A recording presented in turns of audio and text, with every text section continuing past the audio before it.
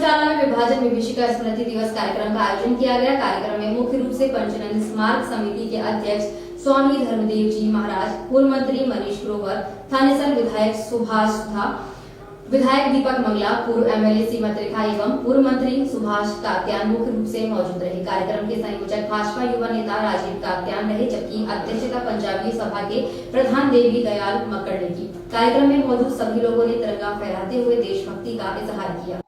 और जो लाखों लोग 15 अगस्त से पहले बंटवारे के टाइम शहीद हुए हैं, उनको याद करना एक पार्टी का नहीं है, ये देश के हर नागरिक का फर्ज बनता है कि हम उनको याद करें। कार्यक्रम में मुख्य रूप से पंचनंद स्मारक समिति के अध्यक्ष स्वामी धर्मदेव जी महाराज, पूर्व मंत्री मनीष ग्रोवर, थानेसर विधायक सुभाष सुर्व, एमएलए सीमा त्रिखा ने पंजाबी धर्मशाला में आयोजित कार्यक्रम में मौजूद लोगों को कुरुक्षेत्र में 14 अगस्त को मनाए जाने वाले विभाजन विभीषिका स्मृति दिवस कार्यक्रम में आने का निमंत्रण दिया।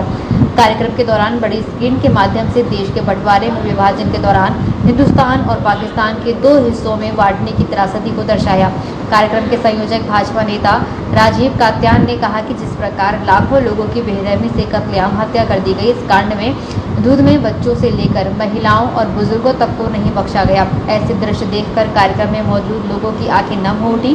इसी त्रासदी को लेकर लोगों के दर्द को समझते हुए प्रधानमंत्री नरेंद्र मोदी ने 14 अगस्त को विभाजन विभीषिका स्मृति दिवस मनाए जाने की घोषणा की, जिसके तहत हरियाणा के कुरुक्षेत्र में प्रदेश स्तर पर इस कार्यक्रम का आयोजन किया जाएगा, जहां हजारों की संख्या में लोग पहुंचेंगे। कार्यक्रम में मुख्य रूप से मुख्यमंत्री मनोहर लाल भी मौजूद रहेंगे। इसके साथ ही जिला स्तर पर भी दिवस को मनाने को लेकर पलवल में कार्यक्रम का आयोजन किया गया, जहां वयोवृद्ध बुजुर्ग भी पहुंचे और उस समय के हालातों को साझा किया।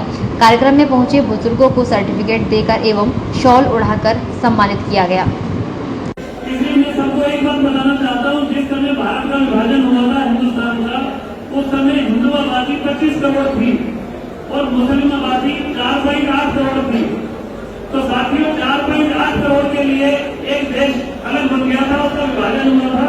तो मैं सबसे ये कहना चाहता हूँ, संगठित होकर रहे, सारा समाज एक होकर रहे, हिंदू समाज बहुत तरक्की करे, उन्नति करे, आपस में प्रेम से रहे, जिससे कि कभी भी विभाजन की जो त्रासदी कभी दोबारा न झेलनी पड़े। देश आजाद हो रहा था, खुशियां मनाई जा रही थी, क्योंकि लंबे समय से, सालों से अंग्रेज भारत पे राज कर रहे थे। हमारे महापुरुषों ने उनके साथ संघर्ष किया, लड़ाई लड़ी, कुर्बानियां दी। कुर्बानियां देने के बाद भारत आजाद हो गया। पूरे भारत के अंदर एक खुशी की, हर्ष की लहर चल रही थी। इसी बीच में एक आवाज, हवा, कुर्सी के लिए विभाजन की आ रही थी। उस समय के बैठे हुए लोगों ने जो अगुवाई कर रहे थे, उन्हें कहा विभाजन नहीं होगा, विभाजन होगा तो हमारी लाशों पर होगा। तो विभाजन भी हुआ, लाखों लोग मारे गए, शहीद हो गए, करोड़ों लोग घर से बेघर हो गए, बहन बेटियां की इज्जत लूटी जा रही थी। आज हम अमृत महोत्सव के इस 15 अगस्त के 75वें साल में हम जा रहे हैं। तो देश के प्रधानमंत्री जी ने कहा कि देश के 14 अगस्त में जिन लोग शहीद हो गए हैं, लाखों लोग मारे गए हैं, उनको भी याद किया जाए, उनको भी श्रद्धांजलि दी जाए।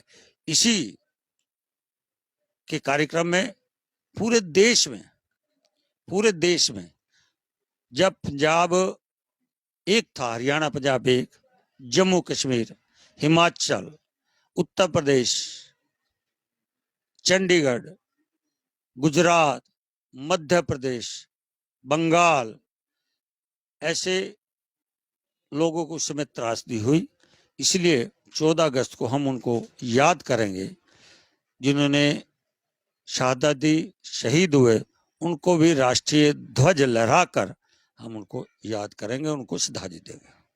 ऐसा किसी ने लाभार्थी की योजना सरकार की नहीं है, क्योंकि हमारा समाज मेहनत कश है, अपने पैरों पर खड़े करने वाला है।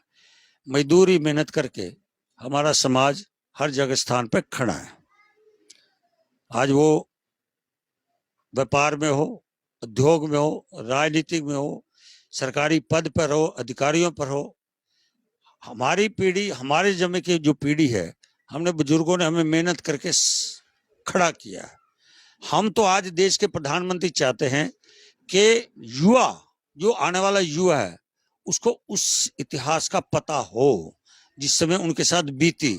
जो समाज अपने इतिहास को भूल जाता है तो समाज के पन्नों से हट जाता है।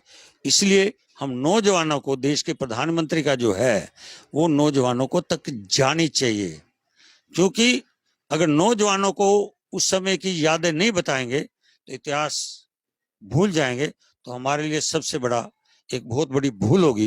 इसलिए देश के प्रधानमंत्री ने कहा है उन नौजवानों को भी याद करो, देश के साथ जुड़े, भारत माँ के साथ जुड़े, भारत के राष्ट्रीय ध्वज के साथ जुड़े।